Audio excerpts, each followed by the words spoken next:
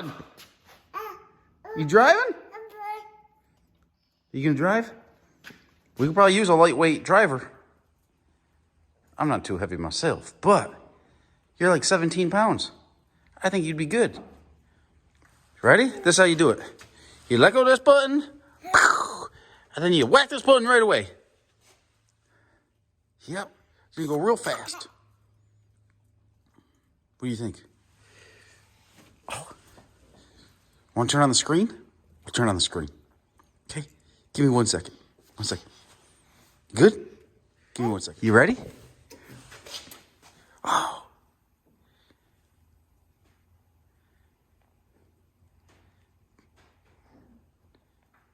Do you want to start it up? Do you think you want to start it up? Woo! Good?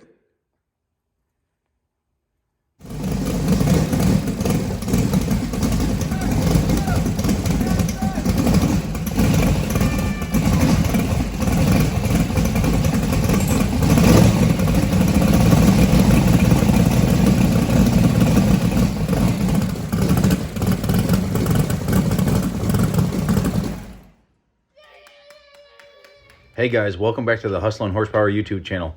We got Straight Gangster running with the 88s on it and the new motor, but unfortunately, it was a little bit too late to make it to the pad.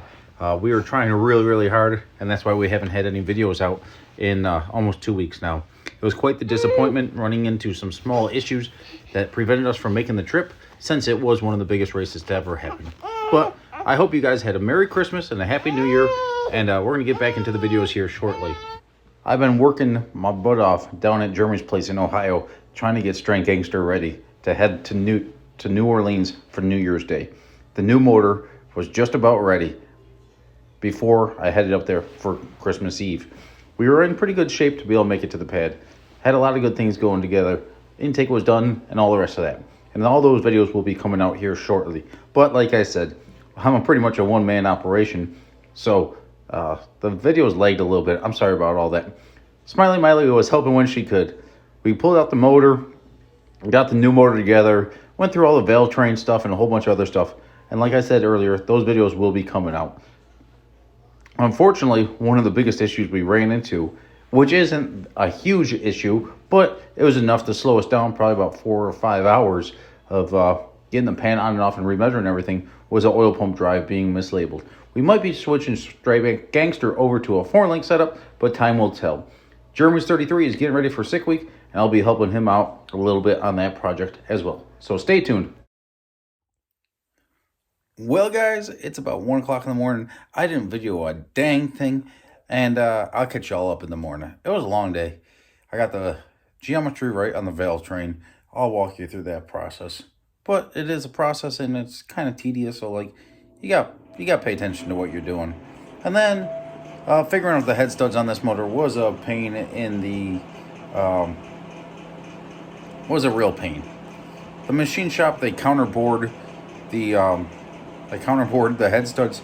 Don't ask me why. So all my head studs were the wrong length. Like these ones were supposed to be the long ones.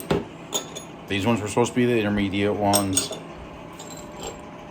These were supposed to be the corner ones. These ones were supposed to be the bottom ones. They didn't work out like that. But I think I got it figured out. I'd like to have a couple that were a 1/4 inch longer. But there was, on my shortest ones, I'll have 1.35 inches of thread engagement.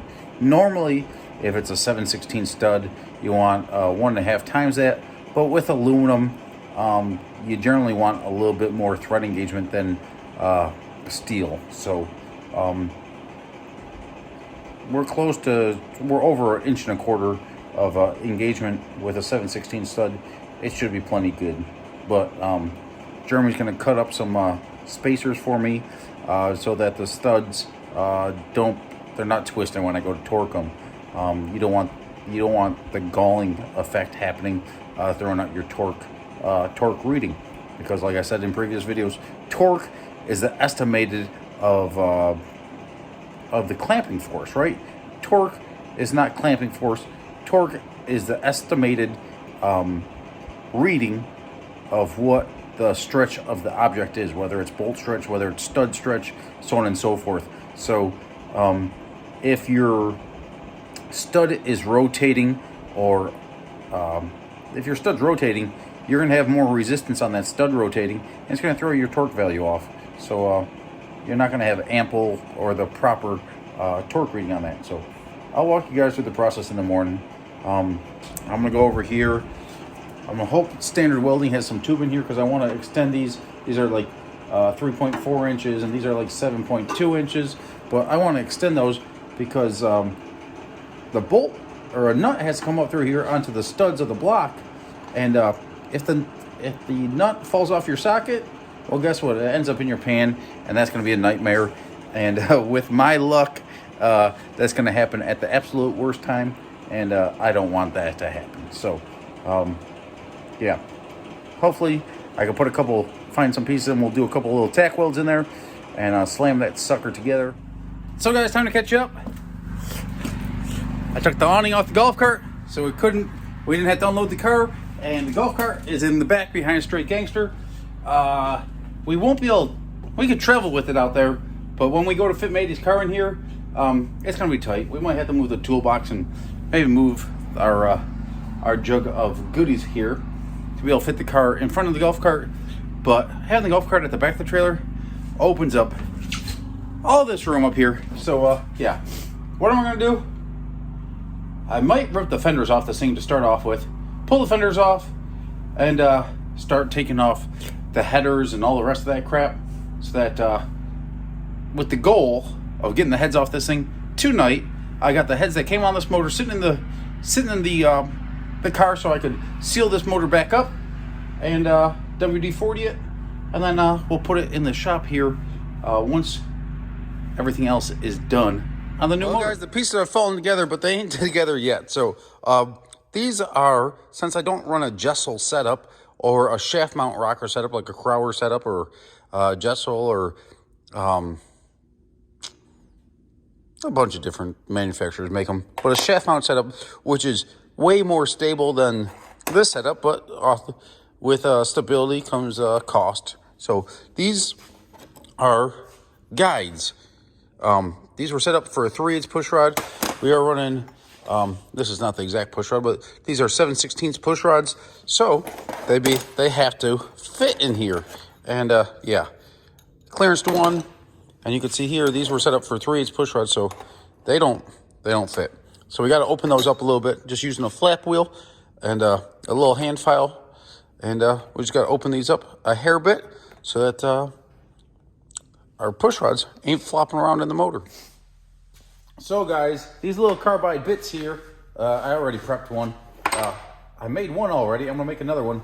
I couldn't find those 6-inch long ones to reach up into the ports to clearance up the push rods. So we're gonna go through here and another bolt here, another junk bolt.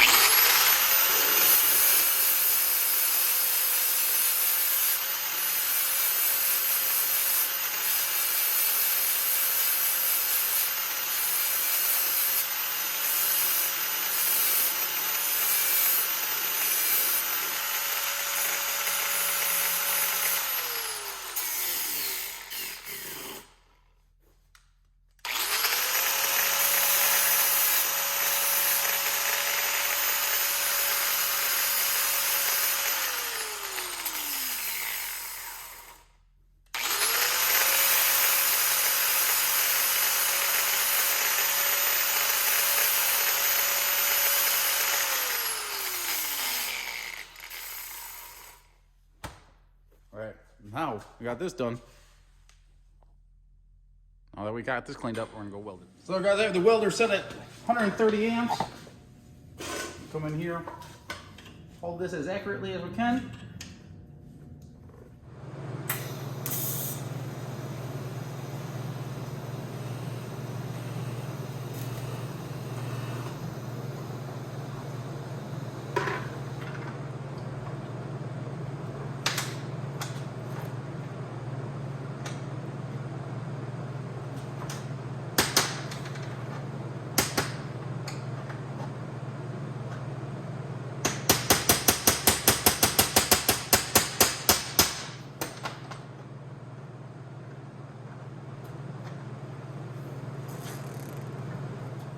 All right, guys, preliminary test.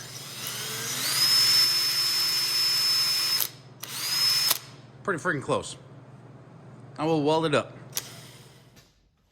So guys, I got these two pieces right here, and these are my two setups here to get the to open up the push rods.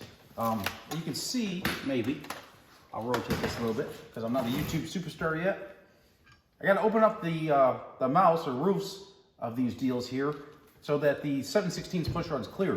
Normally we ran a 3/8 push rod previously, and there's plenty of clearance, but with these big fat push rods, we got to open up this room a little bit here. So got to clear out this one, and this one, just on the exhaust side. Intake has plenty of room, so yeah, going through, opening it up a little bit, and we'll have to clean out the heads again, and then check and make sure the clearance is there. So I'm just about ready to probably clean this one up, check it. We might put a little bit of bluing dye on there, maybe a little bit of Sharpie, but I could probably put this head on there, bolt it down, not finished bolted down, but bolted down enough that we can go through and see if it's cleared. If it's cleared, then we go and do the other cylinder head. With it being a cone, I could go in there and put a little bit of side load on it and go through there and clean it up. Why am I using a drill and not a normal die grinder, air tool? This thing spins a little bit slower, and my welding's not 100% perfect. I mean, it's pretty freaking close, but it ain't. You don't want to spin this thing at a couple thousand RPM.